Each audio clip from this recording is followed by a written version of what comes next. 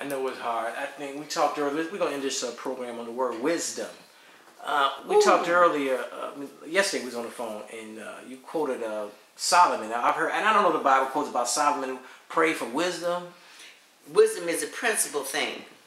Get wisdom and get knowledge, but above all that getting is get an understanding.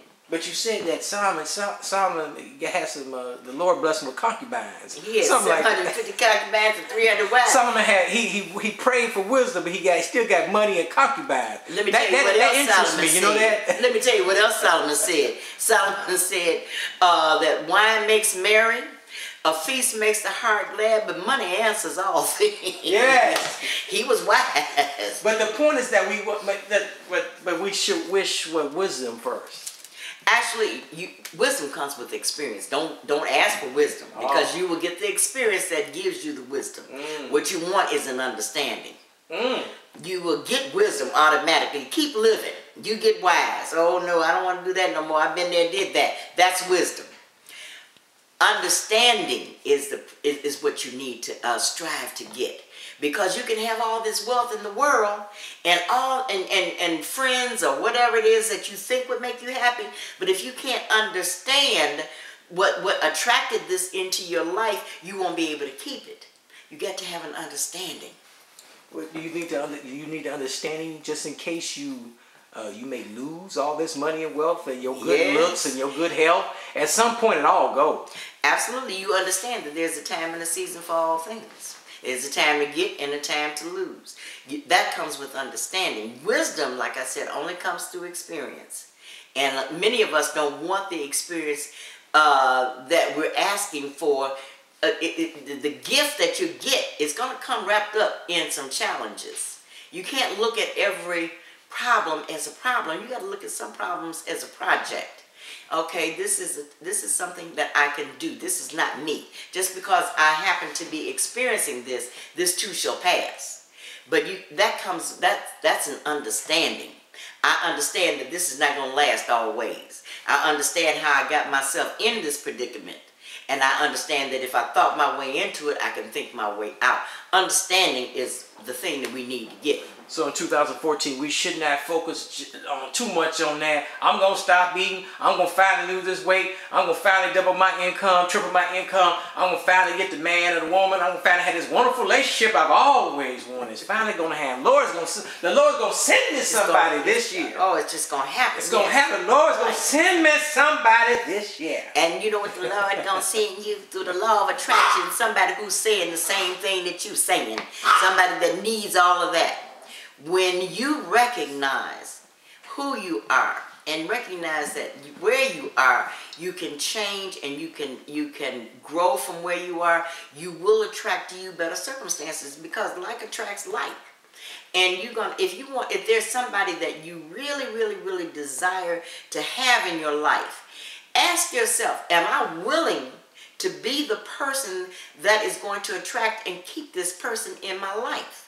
You know, I know a lot of women who are always asking about a husband, and I know a lot of women who are going through a divorce right now because they did not realize what it took to maintain a successful relationship.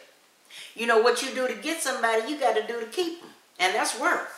Yeah, but I think a lot of us, we're unwilling to grow. No, we're not willing to attain new knowledge. We think that what worked in 1984 gonna work in 2014 now. It don't work. No, it doesn't. No, it does not. This is a new paradigm.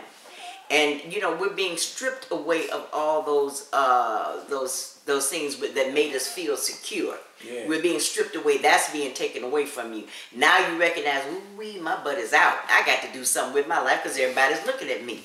You know, the scriptures say that you can tell a tree by the fruit that it bears. You can't say one thing and then you can't demonstrate it, because people are understanding now. Say, oh, let me try the spirit by the spirit. This person says so and so and so and so, but they're not demonstrating it. This is a new time. You got to do. You can't just sit back and say, I want, I desire, but I'm not having it, and the universe is not giving it to me. The universe is not giving it to you because you are not having a vibrational match to your desire. You know, what's his name? Abraham.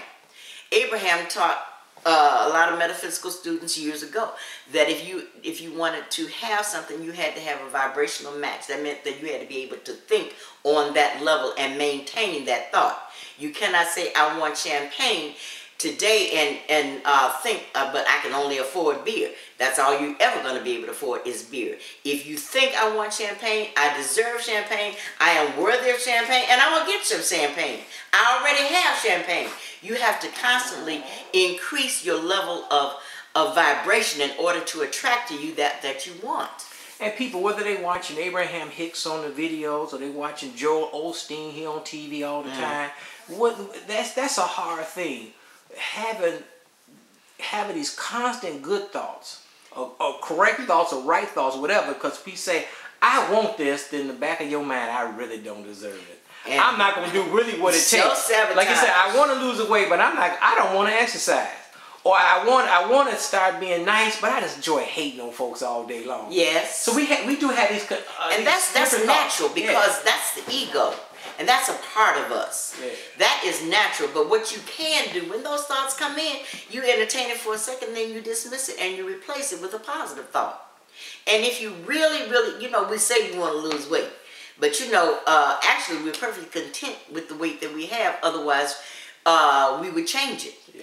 If you learn to I love my body the way it is, and stop focusing on, I want to lose weight. You'll never lose weight saying, I want to lose weight, because you're putting that in the future. Right. If you say, I love my body the way it is, it has been so good to me, and I'm going to feed my body nourishing foods. I'm going to give my body what it needs to maintain the vitality for me to enjoy life, and stop focusing on losing weight. You'll lose weight. When you know anything, you went down a dress or two. Lady Oshun, give us a closing comment. Do I have to? Yeah, but because I really hate to say something that is supposed to be profound. But all I can say is, change the way you think, and you'll change the way you live.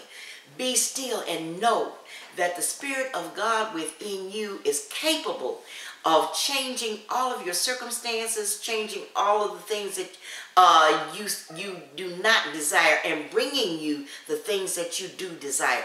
Go into your higher state of consciousness. Go into that closet, close the door. Don't look at what's going on around you. Don't listen to other people's negative opinions. Only listen to that still small voice within you that tells you how loved you are. Go and listen to that still small voice that tells you that you can make changes in your life that are profound, that will only affect you and everyone around you for the highest good. And that's my closing statement.